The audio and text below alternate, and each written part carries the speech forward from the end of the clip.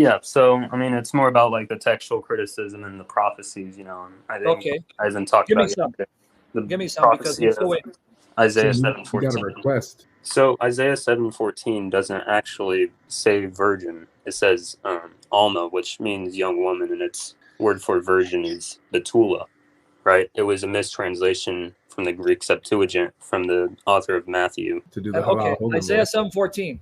You sure you know about Isaiah 7:14? Because again, you have no clue about it. What about it?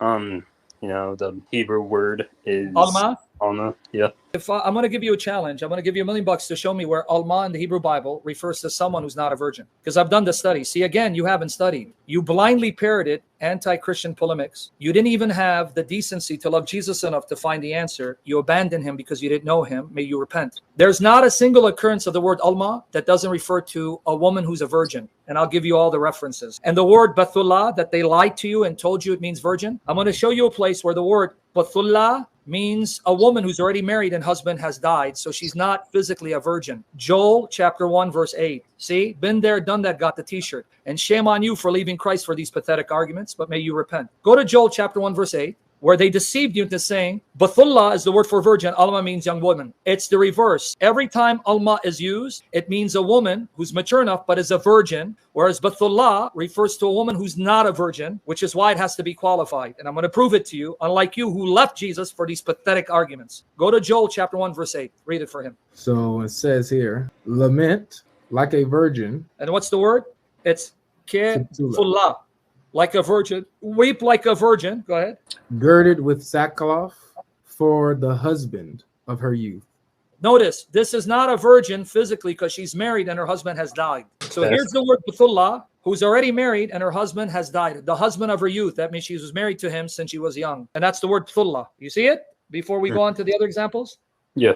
Okay. Now, let me show you where the word Bathullah has to be qualified for you to know it's a sexual virgin. Because the word in of itself doesn't mean a sexual virgin. Go to Genesis 24:16. Yeah, this is one that I saw some Jews talking about. Yeah, and here it says Rebecca's what? Yeah, young woman, a virgin. No, here it says the word Thulla. But why does it add the qualifier, whom no man knew? If the word Bathulla is sufficient in of itself to mean she's a sexual virgin, why add the qualifier? Yeah. Did you catch it? Yeah.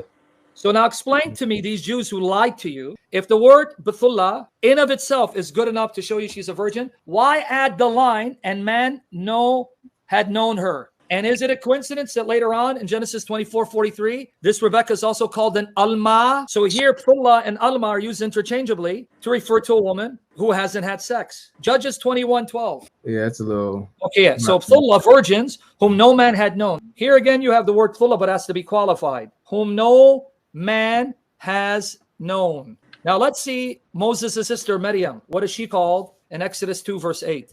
And said to her, daughter of Pharaoh, go.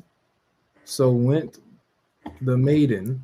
Now the word is Ha-Alma. This is Moses' sister. She's not married. I dare you to tell me she's not a virgin because she's called Alma. What is she? Trenton, what is she?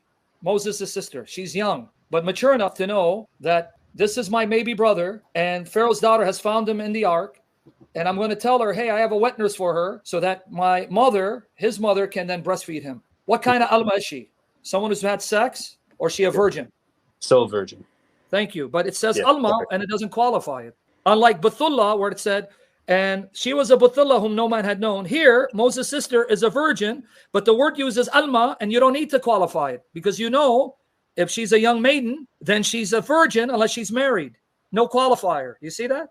Yeah, that's it. All right. Well, now, Song of Solomon, chapter 1, verse 3. And then even Rashi, this medieval anti-Christian rabbi who wrote a commentary on the Old Testament, here it mentions Alamot, plural, of Alma, and he says they are virgins because it's talking about the harem of a king where you have queens, concubines, and virgins. So if you're a virgin, you stay with the virgins until the king has sex with you, and then he takes you from the virgins and puts you among the concubines. What does Song of Solomon 1:3 say? It says, because of the fragrance of your ointment, good ointments poured forth, your name is upon thus the virgins. Oh, wait, virgins, but it's the plural of alma, alamat, Mhm. alamot. And then what does it say? Thus the virgins love you. So here it's talking about the harem or the retinue. And in it, you're going to have queen, concubines, and virgins. Yeah. Now go to Song of Solomon 6, verse 8. So you see the word alma, whenever it's used, contrary to what the rabbis told you and lied to you, always refers to a mature young woman who is a virgin. So now, what better term for God to use to describe the Blessed Mother of Christ? Because she was a mature woman, meaning mature enough to have sex, but a virgin. Mhm. Because the word Bathullah can mean someone who's not a virgin, and it can be used for someone irrespective of age. But when alma is used, it's always used for a mature maiden who's mature enough to have sex, but is a virgin. Mhm. Here it is, the harem. 60 what? 60 are the queens. Queens. 80 are the concubines, And then what else? and virgins without number. But wait, what's the word for virgin again? Alamot. Alamot, plural of alma. So did you see? The virgins, it's the word alma, and they're not sexually active because if they were, they would be among the concubines, not among the virgins. Mhm. So where did you get that alma doesn't mean a virgin? Oh, because you didn't do the research. I mean, whenever I see an RSV or an RSV Bible, I see young maiden there. Even let's go with that. What do you think a young maiden is in a biblical society which condemns premarital sex? You think we're living in 21st century America? Even the term young maiden at that time, if you're a young maiden, you must be a virgin until you get married. Otherwise, if you get married and you were caught not being a virgin, you'd be killed. Got love Your for Norway. questions have been answered for 2,000 years. Where you been? I'm not the first one to come up with these. I learned it from those who, you know why? Difference between you and me? I knew the Bible is true. I know Jesus is Lord. He's alive. And I know he's good and has answers. And I trusted him. I said, Lord, I know you are the risen Lord.